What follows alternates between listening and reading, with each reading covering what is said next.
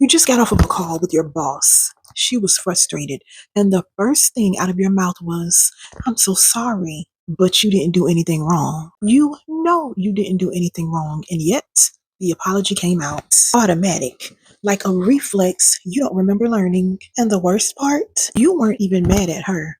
You were mad at yourself. Again, stay with me because what happened in that moment, that wasn't bad manners.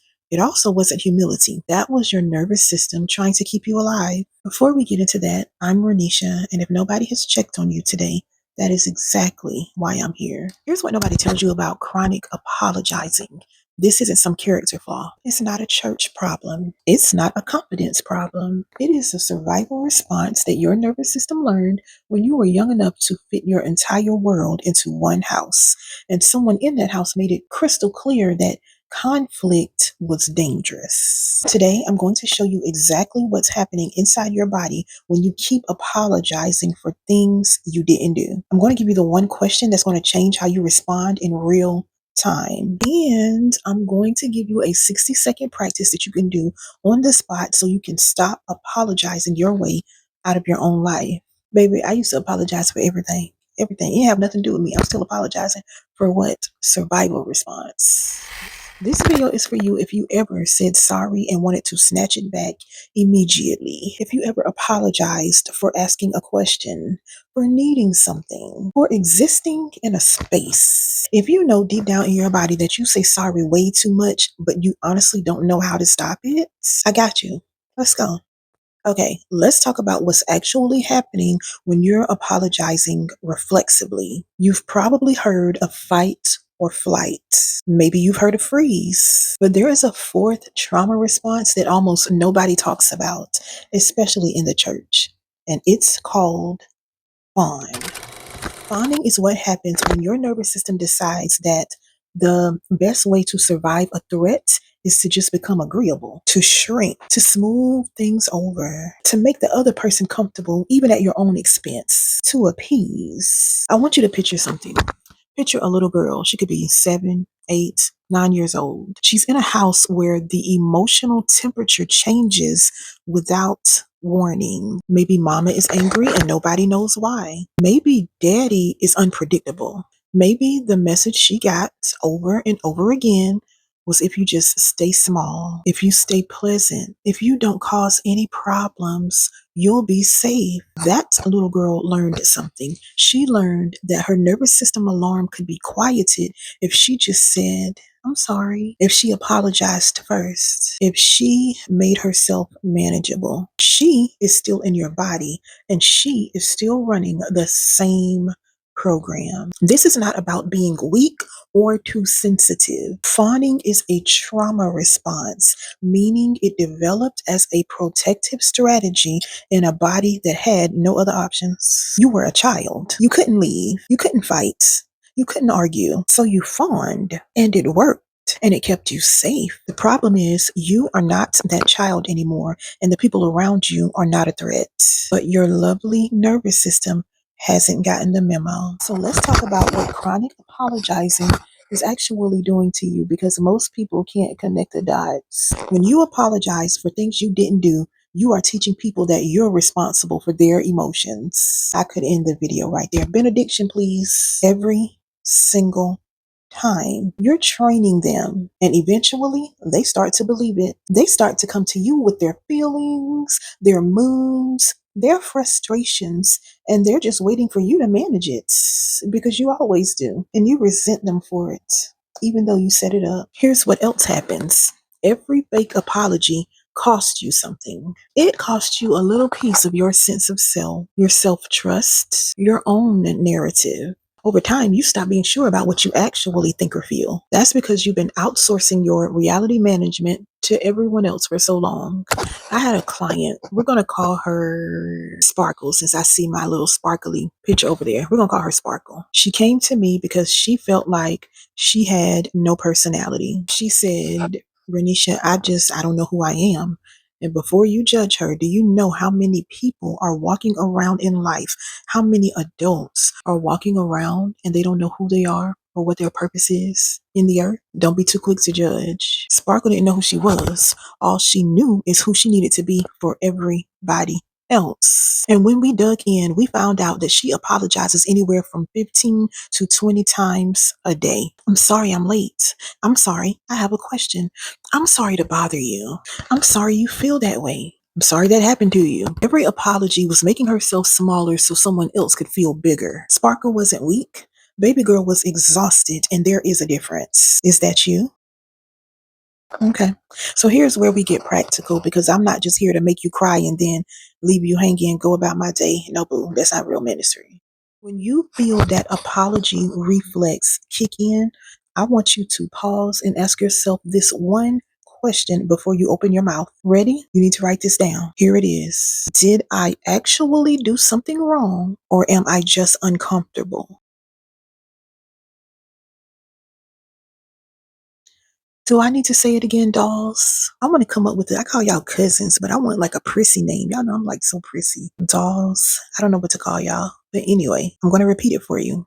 Ask yourself, did I actually do something wrong, or am I just uncomfortable? Benediction number 2, because I can end right here as well.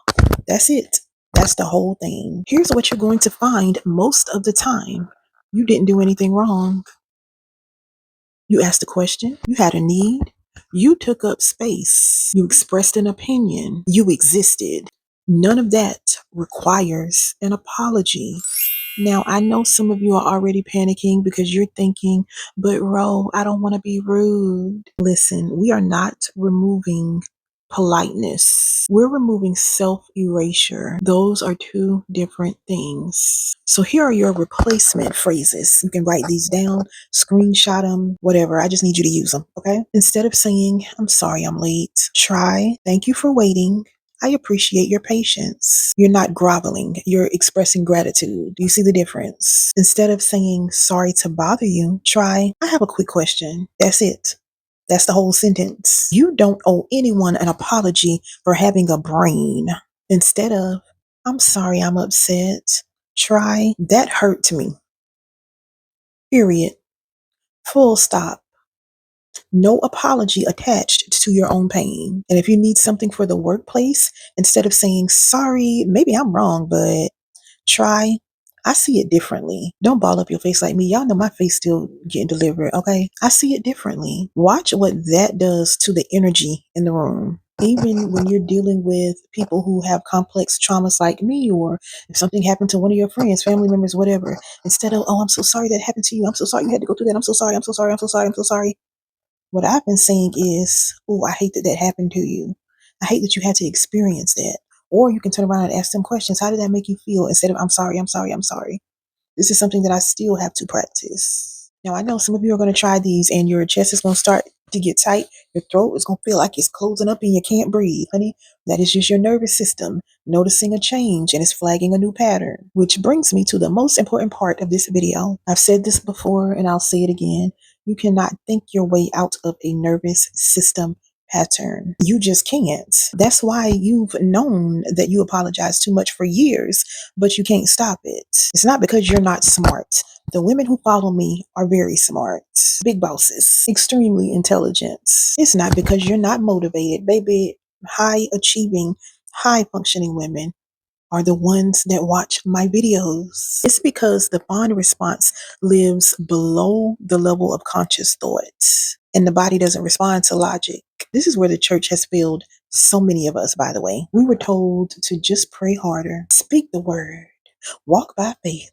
And I'm not saying these things don't have power. They absolutely do. But when your nervous system is running a survival program, your brain is not fully online. You need to regulate the body first, then the spirit can move and the word can land. So I'm going to give you this 60-second practice that you can use in real time, right before a conversation, right after you feel this urge to apologize, when your chest gets tight. This is what I called ground before you speak. Ground before you speak. Ground before you, ground before you, ground before you speak. Hey, ground before you speak. Okay, ground before you speak. Put both feet flat on the floor. I'm serious, like right now. Yeah. Take one slow breath in through your nose. Count to 4. 1, 2, 3, 4. Hold for 1 count. Now exhale through your mouth, count of 4, but do it slowly. 1, 2, 3, 4. I want you to do it again. And while you're doing it, I want you to notice how your feet feel right now. The floor, the shoes, the carpet, something real and physical. So do it again. Inhale through your nose, hold for 1 count. Exhale slowly through your mouth and notice how your feet feel. That's it. That's the whole practice. What just happened? You signaled to your nervous system that you are not in danger. You are not a child in that house anymore. You are a grown woman with her feet on solid ground, and you decide what comes out of your mouth next. Do that before every hard conversation. Do it when you feel that automatic sorry trying to jump out. Do it until your body learns that there is a new pattern available. Now let's talk about the long game, because one 60-second exercise is not going to undo what 20 30 years of fawning did to your body. I need you to know that going in, because I don't need you doing this for a week and then talking about, girl, this ain't working. Here's what actually moves the needle over time. First, start noticing, not stopping yet, just noticing. For the next week, every time you say sorry when you've done nothing wrong, just take a mental note. Some of the women I work with, they either put a tally in their phone or they have a journal. No judgment, just data collection, because you can't change what you refuse to see. Second, practice in low settings first. Don't start with your mama or your husband. Start with the Starbucks barista, because y'all love some Starbucks. The email to your coworker. The text response to a friend. Build the muscle somewhere safe before you take it to the championship game. Hello? Ooh, I miss going to games when I was living in Chicago. Third, journal on this question. Whose anger or disappointment am I afraid of? Hello? And what do I believe will happen if I stop managing their emotions? I'll say it again because I know that was a lot. And yeah, I need you to write this down. Whose anger or disappointment am I afraid of? And what do I believe will happen if I stop managing their emotions? Somebody needs to take a deep breath right there. That question will show you exactly whose voice is behind your fawn response. And I can almost guarantee that person is not in the room with you anymore, but your nervous system thinks they are. Here's what I need to tell you. There will be moments of discomfort. You will feel guilty for not apologizing. That guilt is not God telling you that you did something wrong. That guilt is a withdrawal symptom. You, my dear, are detoxing from people pleasing. It's supposed to feel weird at first. Keep going anyway. I'm going to tell you something else that might sting a little, but I'm telling you because I love you. When you stop over apologizing, some people in your life are going to act up. They're going to act a plum fool. They're going to push back. They're going to say, oh, you acting different. You act like you don't care no more. You've changed. You have an attitude. You're not as sweet as you used to be. I don't know what you got going on. Good. What they're actually saying is the dynamic shifted, and I prefer the version of you that made my life easier. That's what that means. And that information is incredibly useful because now you know what that relationship was built on. Here's a script you can use when someone pushes back. I've been working on responded from a grounded place instead of reacting out of habit. I still value you. This is just me growing. That's it. You don't owe anyone an explanation for healing. But if you want one ready, that works. Or you can just be like me and let them talk. Don't even try to explain anything. And for the people who can't adjust to the version of you that's taking up appropriate space, that's a conversation for another video. The main thing I want you leaving with knowing is this. Resistance from others is not evidence that you're doing wrong. It's evidence that something real is shifting. Don't stop because it gets uncomfortable. That discomfort is the old pattern dying.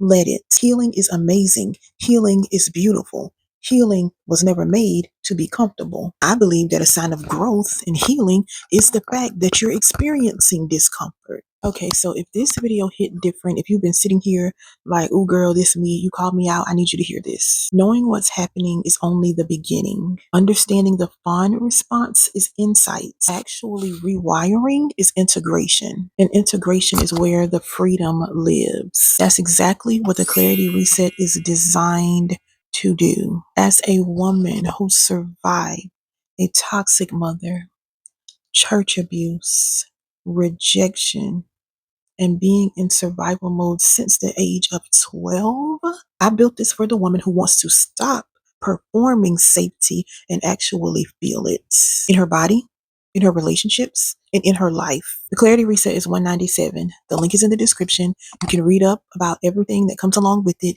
If you prefer a P plan, those options are available on the website. When you go to checkout, just hit whatever payment plan you want.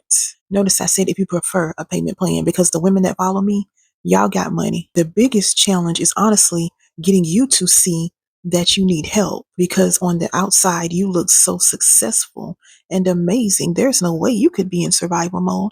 Oh my goodness, you're not fawning.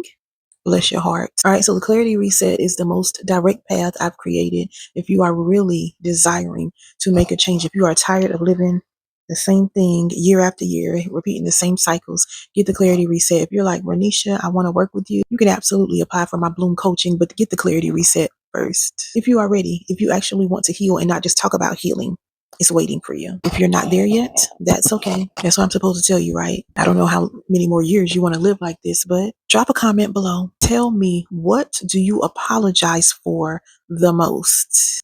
Y'all know I read every single comment, okay? So I'll see you in the next video.